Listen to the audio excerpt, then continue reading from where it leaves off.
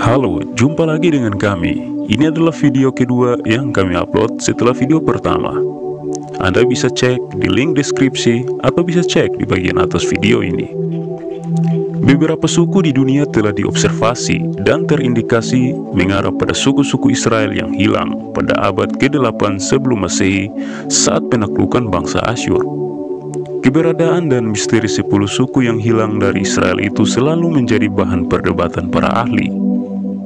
Jika kalian membuka Wikipedia, banyak sekali sumber yang menghubungkan suku-suku Israel itu dengan suku-suku tertentu di berbagai belahan dunia, seperti suku Patan atau Pushtun di Afghanistan dan Pakistan, suku Kashmir di utara India, suku Bene Manasye di batas India Myanmar, suku Qiang di Cina Barat, suku Nias dan Batak di Sumatera Utara, suku Alifuru di Seram Maluku, dan suku-suku di kawasan Melanesia seperti Nusa Tenggara Timur. Salah satunya suku Rote di ujung selatan Negara Kesatuan Republik Indonesia. Suku itu telah kita bahas di video sebelumnya. Untuk melihat suku mana saja Anda bisa searching di Google atau juga bisa cek di sosial media kalian. Pastinya sudah ada situs-situs atau sumber yang bisa kalian baca tentang teori-teori tersebut. Walaupun mungkin tidak ada hubungan silsilah antara suku Rote Nusa Tenggara Timur dengan orang Yahudi atau Israel, namun ada hal yang membuat kita sepakat bahwa dari segi budaya dan adat istiadat, banyak sekali memiliki kemiripan dan kebiasaan kuno kedua suku. Namun sebelum lanjut, yuk subscribe dulu buat kamu yang belum subscribe. Subscribe adalah bentuk dukungan Anda untuk channel ini, agar makin berkembang dan terus memberikan video menarik bermanfaat untuk kalian. Jangan khawatir, karena subscribe itu gratis.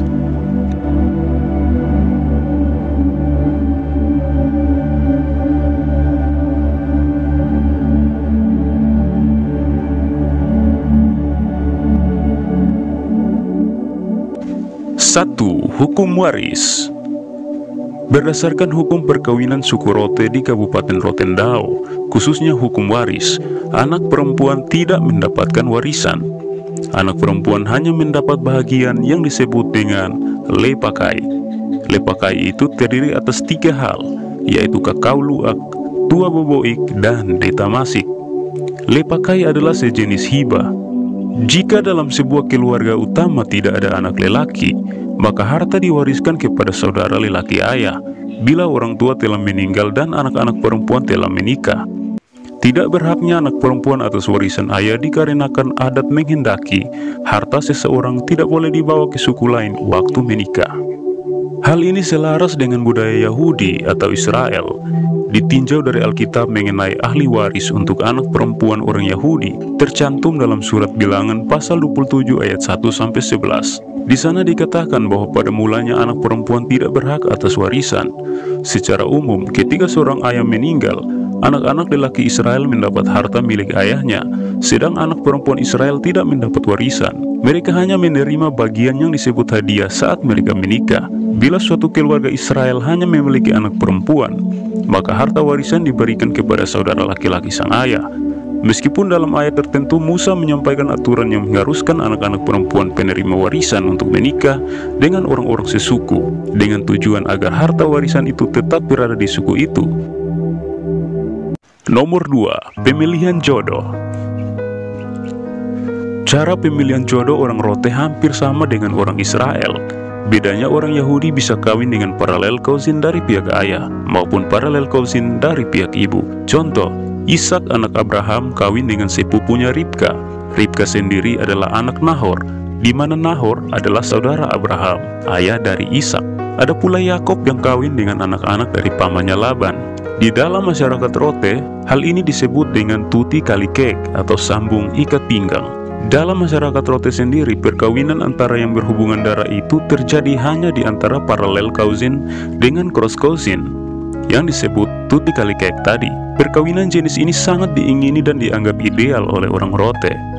Tata perkawinan sama leluhur Israel, misalnya seorang pemuda kadang-kadang harus bekerja lebih dulu selama waktu tertentu untuk bakal mertuanya sebelum ia bisa mempersunting calon istri.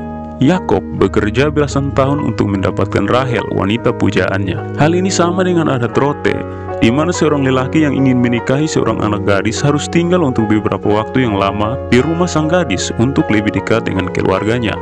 Orang rote menyebutnya lu'u. 3. Profesi pengembala. Menurut Kamus Gering, gembala adalah suatu pekerjaan yang amat mulia di kalangan kaum Yahudi atau Israel. Pekerjaan pengembalaan dilakukan baik oleh pria maupun wanita, anak-anak laki-laki ataupun perempuan, baik itu kaya dan miskin. Di dalam Kejadian 30 ayat 29 dan Keluaran 2 ayat 19 sudah dijelaskan.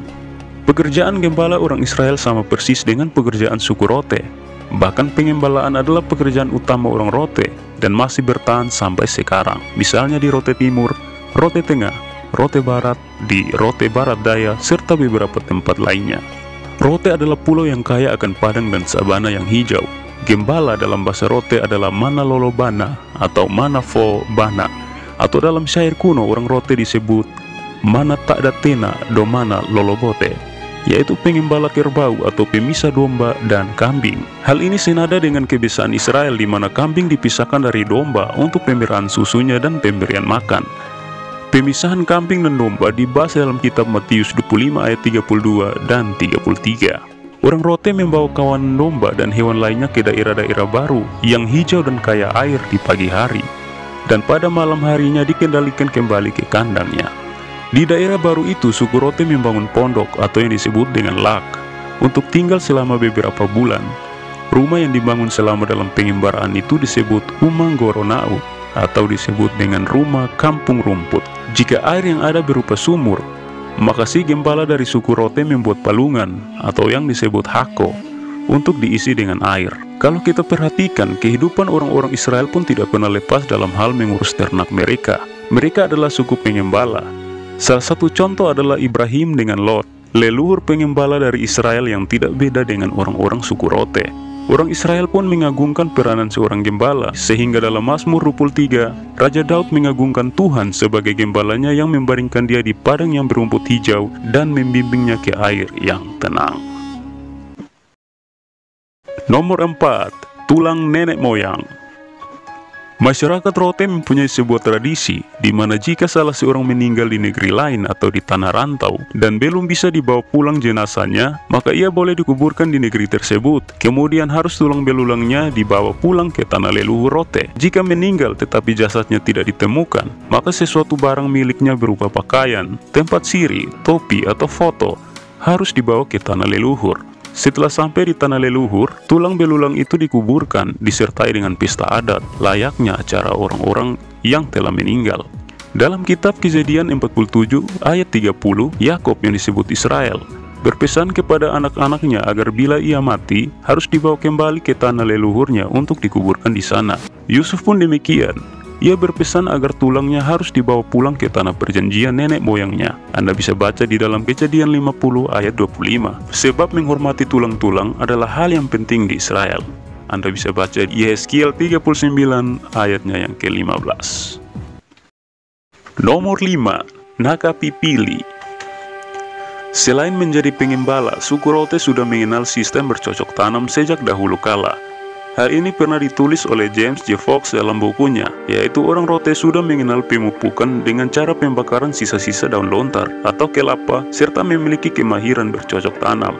Pada saat orang rote memanen padi atau botok, pemilik sawah atau ladang mengizinkan orang lain, seperti balu, duda, fakir miskin dan yatim piatu, untuk boleh memungut bulir-bulir padi atau botok yang tertinggal dipanen oleh penuai. Memungut sisa-sisa padi atau botok orang lain untuk menjadi milik si pemungut seperti itu disebut dengan nakapipili atau negembimbili.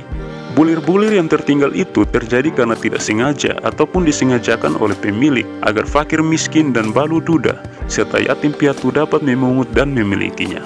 Itulah fakta yang terjadi di tanah rote. Hal ini sama persis, tak berbeda sedikit pun pada orang Yahudi. Peraturan-peraturan di Israel mengharuskan para petani agar tidak mengumpulkan buah-buah yang jatuh atau menggaruk ladang setelah memanen, sehingga orang-orang miskin dan para fakir dapat dengan bebas memungutnya tanpa dihukum. Anda bisa baca di dalam Imamat 19 ayat 9 dan Rut 2 ayat 2. Hasil panen seperti gandum dipotong dengan sabit, lalu pengirikan digoyangkan ke atas, angin akan meniup sekam dari gandumnya. Mazmur 1 ayat 4. Masyarakat Rote pada zaman dahulu membersihkan sekam padi menggunakan bantuan angin yang bertiup. Biasanya anak gadis dan ibu-ibu yang melakukannya. Dalam bahasa Rote disebut dengan tek. Kadang mereka melakukan tek dengan cara bersiul untuk meminta bantuan angin. Setelah itu mereka menyimpan hasil panennya itu dalam soka, semacam lumbung, sama dengan Israel yang menyimpan gandum di lumbung. Matius 6 ayat 26, Lukas 12 ayat 18. Nomor 6. Sanksi bagi pencuri hewan. Bila seseorang mencuri hewan, maka pengadilan akan menjatuhkan hukuman yang disebut geobuluk. Secara harafiah berarti cukur bulu, suatu kiasan yang berarti memiskinkan. Tradisi geobuluk adalah suatu hukuman berat dengan cara mengganti hewan dengan jenis yang sama sebanyak 2-3 kali lipat. Adat yang sama terdapat juga pada orang Yahudi. Bedanya orang Rote 2 atau 3 kali lipat untuk semua jenis hewan. Sedangkan orang Yahudi untuk kerbau 5 kali lipat dan untuk domba 4 kali lipat. Kitab Keluaran 22 ayatnya yang ke-1. 7. Istri mandul. Hukum adat Rote masih kental sebelum agama masuk. Misalnya jika istri mandul, maka bisa terjadi perceraian. Tetapi untuk menghindari perceraian karena istri mandul, maka hukum adat suku Rote menghendaki suami dan istri menempuh beberapa cara sebagai berikut. Yang pertama, istri mengizinkan suami untuk boleh menambah istri. Yang kedua, istri mengizinkan suami untuk boleh netiak, suatu istilah untuk hubungan gelap dengan perempuan asing. Yang ketiga, istri mengizinkan suami untuk boleh mengambil seseorang perempuan dari suku lain, tetapi yang tinggal dengan mereka. Hal ini sama dengan budaya bangsa Yahudi, sehingga Sarah mengizinkan Abraham untuk mengambil Hagar, budak dalam rumahnya itu di Israel. Apabila suatu perkawinan tidak menghasilkan ahli waris, maka istri memberikan seorang budak sebagai gundik sang suami untuk melahirkan seorang ahli waris. Anda bisa baca di Kejadian 16 ayat 2 dan 3. Orang Rote juga mengenal perkawinan levirat atau ganti tikar. Dalam bahasa Rote disebut lenggu barasinik atau palu anak atau lenggu rali anak, yaitu bila suami meninggal, maka sesuai adat si janda bisa kawin dengan salah seorang lelaki saudara si almarhum. Adat ini terdapat juga pada orang Israel dalam Bilangan 25 ayatnya yang ke-5. 8. Belalang dan madu. Sejak zaman prasejarah, orang Rote sudah dikenal sebagai suku pengembala dan peternak. Mereka hidup di padang dan bukit-bukit batu, mengembalakan hewan, mengolah semak belukar untuk membuka lahan, sehingga belalang dan madu bukan hal yang sulit untuk ditemukan. Orang Rote dikenal sebagai pemakan belalang, atau dalam bahasa Rote disebut dengan mana alama. Bahkan masih sampai saat ini, ada yang kurang menyukainya sebab gula lontar dan ikan asin lebih mudah didapati di beberapa tempat di Rote. Salah satu tradisi turun-temurun orang Rote yang masih ada ialah panen belalang atau pele lama di malam hari menggunakan pelita atau obor pada saat musim tanam dan musim panen. Suku Rote pun sudah dikenal orang sebagai pemburu madu yang disebut mana kefani. Secara harafiah artinya pemotong lebah. Dalam surat Oberhof ter Horst kepada Gubernur Jenderal tahun 1659 yang mengatakan Rote adalah suatu tempat potensial, sehingga pada tahun 1662 sampai 1690 dibuatlah perjanjian Belanda yang salah satu pasal mengatur upeti berupa lilin lebah madu, sehingga belalang dan madu adalah makanan lazim di Rote. Jika kita melihat di Alkitab, Israel sudah mengenal madu dan belalang. Keduanya termasuk makanan yang disukai oleh orang Israel. Hal itu dibuktikan pada zaman Alkitab bahwa madu adalah makanan kesukaan dalam Amsal 24 ayat 13. Bangsa Israel mengenal Kanaan, tanah perjanjian mereka, sebagai negeri yang penuh dengan madu dan susu. Madu digunakan untuk membuat kue. Keluaran 16 ayat 31. Madu juga dianggap mengandung unsur obat. Amsal 16 ayat 24. Madu merupakan pemberian yang sangat dihargai oleh orang Israel, karena madu adalah suatu sumber yang sangat berharga. Yeremia 41 ayat 8. Belalang yang muncul di Israel pun dijadikan makanan. Imamat 11 ayat 22. Yohanes Pembaptis adalah contoh nabi yang memakan belalang dan madu hutan dalam Markus 1 ayat 6. Orang Israel memasaknya dalam air dengan cara digarami. Olahan belalang itu dapat dicampur secara kering dan digiling pada gandum roti. Oleh karena itulah, roti rasanya pahit, maka orang-orang Israel menambahkan madu pada roti itu. Nah, banyak sekali kemiripan adat dan budaya antara Israel dan suku Rote, seperti sendal jepit dari kulit dan daun, alat musik, filosofi sisa makanan tulang, dan masih banyak lagi yang tidak bisa kami bahas satu persatu di video ini. Tentu kalian bisa menemukannya di internet dan media sosial dengan mudah. Kedengarannya seperti ilmu cocokmologi, namun itulah kenyataan budaya yang ada. Like dan share video ini ke media sosialmu jika bermanfaat. Sampai jumpa di video selanjutnya. Salam.